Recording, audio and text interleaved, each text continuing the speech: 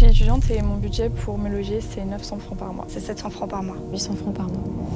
Moi, j'étais peut-être un petit peu naïve, mais moi, vu que je viens de la campagne, je me suis dit, ouais, 500 balles, je pensais que c'était faisable. Mais finalement, toutes les villes, c'est hyper cher. Mais j'ai pas eu le choix d'agrandir à chaque fois et de mettre plus. Et puis, j'arrivais pas à avoir un logement à 1500 francs. Ou bien 1000 francs, et il me fallait vraiment en dessous.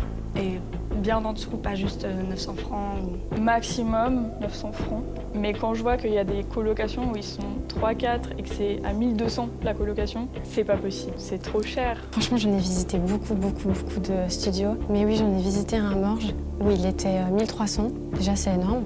Mais je me suis dit, bon, je visite pour voir un peu à quoi m'attendre. Le studio, c'était, je crois qu'il faisait même pas 10 mètres carrés. Je sais même pas si c'est légal. On ouvrait la porte, il y avait déjà une espèce de cuisine derrière la porte. Je faisais un pas, puis je touchais le mur du studio. Et la fille était là, non, mais ça va, pour une personne, c'est faisable. Je me suis dit, non, mais attends, 1300 pour, c'est genre une cave, même pas. Je suis allée voir un studio qui était assez bien présenté. Et en fait, sur place, je me suis retrouvée à une pièce avec un lit. Il n'y avait même pas la place pour mettre une table. Lui, il était à 1000 francs.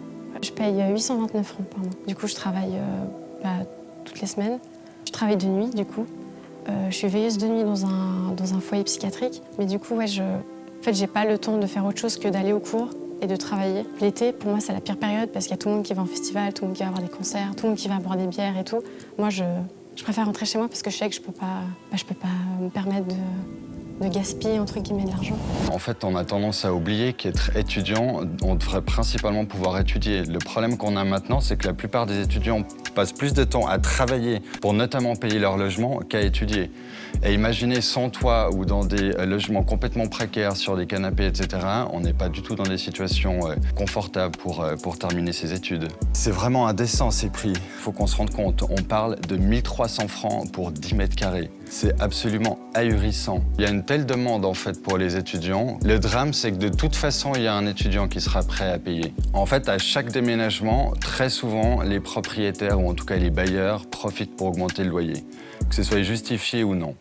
Et en fait, la clé, c'est vraiment chaque fois qu'on déménage, on conteste le loyer initial. Du moment que vous avez reçu votre bail signé, que vous avez reçu les clés, vous avez 30 jours pour contester votre loyer initial. Je vais quand même vous donner un chiffre. En Suisse, il y a 240 000 personnes qui déménagent chaque année.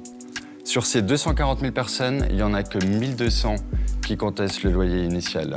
Et en fait, à chaque déménagement, les loyers prennent l'ascenseur de 30, de 40%. Donc en fait, si seulement tout le monde, ou en tout cas la plupart des étudiants, en déménageant, contestaient le loyer initial, on arriverait déjà un petit peu à freiner cette hausse. La SLOCA, on entend assez